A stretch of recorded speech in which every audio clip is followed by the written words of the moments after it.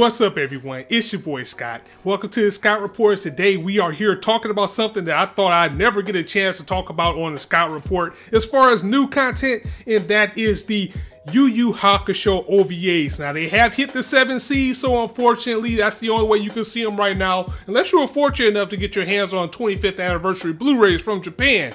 But best believe when I do get a chance to own them, I will, because Yu Hakusho is my #1 anime of all time. So I'm sorry when the opportunity arrives for me to actually watch these 2 episodes and actually cover them on the channel. I cannot wait, and I wanted to get some content out on it as soon as possible. So I know not everybody is going to be able to get to watch this or assess it as soon as possible. But we just gotta be a little bit more patient unless you want to put on your pirate hat and go on to the 7Cs. But anyway, the 2 OVAs that we got, they're short episodes. I won't go too much into spoilers because, again, I know not everybody will be able to watch it right now, but if you happen to land on this video and you want to know what it's about, there's 2 short episodes, about 14 minutes each. The first is called 2 Shots, and this is about Hiei and Kurama, how they met 1 year before the events in Yu Hakusho. What's going on there is Kurama senses that just by being around him, people in the human realm are starting to notice his spiritual presence. They're starting to notice demons around him, and you can't have that. You know, as Minato going around causing danger, you know, things can come around to his family, his friends. He doesn't want that to happen. And while he's tracking down this demon, he happens to cross paths with Hiei. So we got the relationship of how these 2 actually met and came to be later on in the series. The second episode was called All or Nothing. This is the final episode before the ending of Yu Hakusho. So manga-wise, this took place around, I would say, chapters 173 or 74 in the manga out of 175.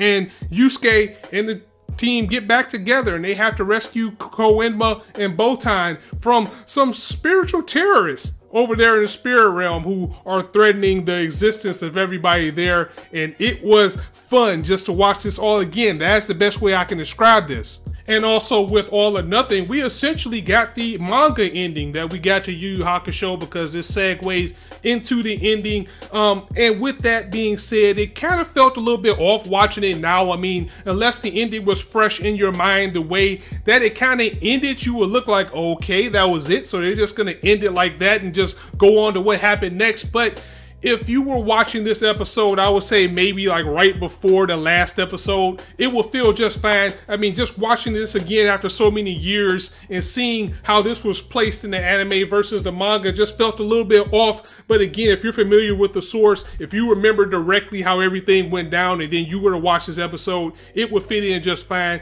The animation was crisp, the animation was clean, and it just felt good to see all this stuff again. Once again, to see Yusuke, to see Kuwabara, to see Hiei, Kurama, just to see the gang back together again, just to see those ultimate attacks, to hear those ultimate attacks, and just to be in the seats of seeing Yu Hakusho content in 2018 was definitely a joyous feeling. My personal favorite thing about this is that they kept everything exactly the same. They even have the same music that they had from the older series, like, you know, the battle music, and, you know, when things are kind of chill and serene, they kept all of that there intact. Plus seeing these characters with a new animation style, which they seem to be doing a lot with anime now. If you look at some of the anime that are being adapted from series that took place in like the 90s and before then, like, you know, Parasite or Ushio Totoro, or most recently Karakuri Circus, where they're taking these older anime but they're keeping it with that nostalgia feel look, and they're not really changing it too much, they're just giving it a new paint job. They did the same thing here with Yu Hakusho. The thing is about this is that it's going to make people want an unneeded reboot for Yu Hakusho. I think the series is fine just the way it is. They don't need to reboot it. They don't need to do a Hunter x Hunter 2011 with this series, because especially now with All or Nothing, which is the one I really want to focus on the most, we essentially got all of Yu Hakusho. I mean, it was completed in its entirety, unless there's some chapters that I don't remember or don't know about. If there are still some things that need to be adapted, definitely let me know. But now you can probably look at the series, look at the manga, and get everything that Togashi has put together for this series and finally have the complete package. So I think it will be more trouble than it's worth to actually reboot Yu Yu Hakusho. I think just having these two OVAs is just fine, especially if you watch them near the end of the series like they're intended to be.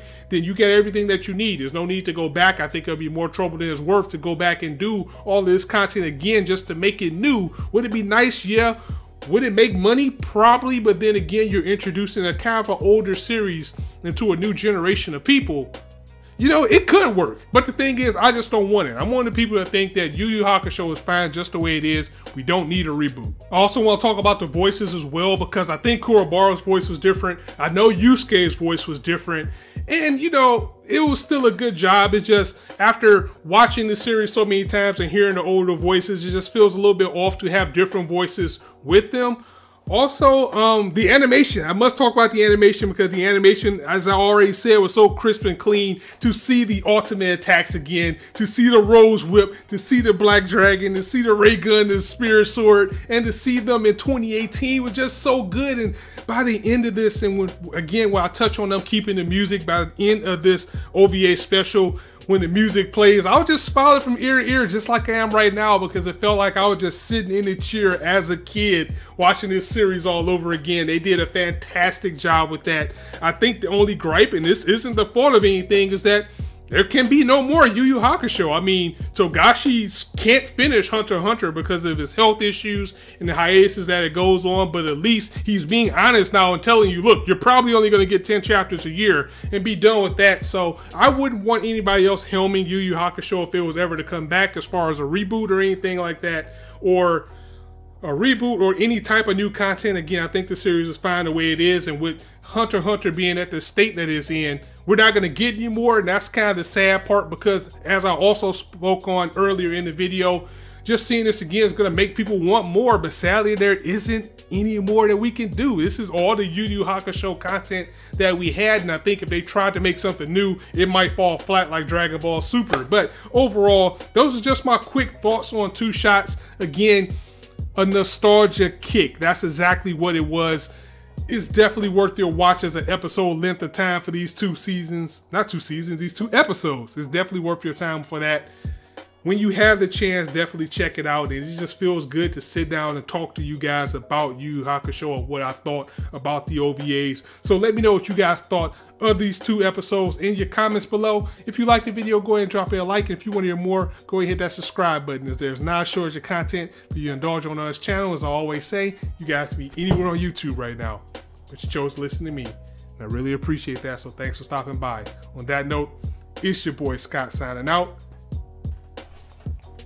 See you soon.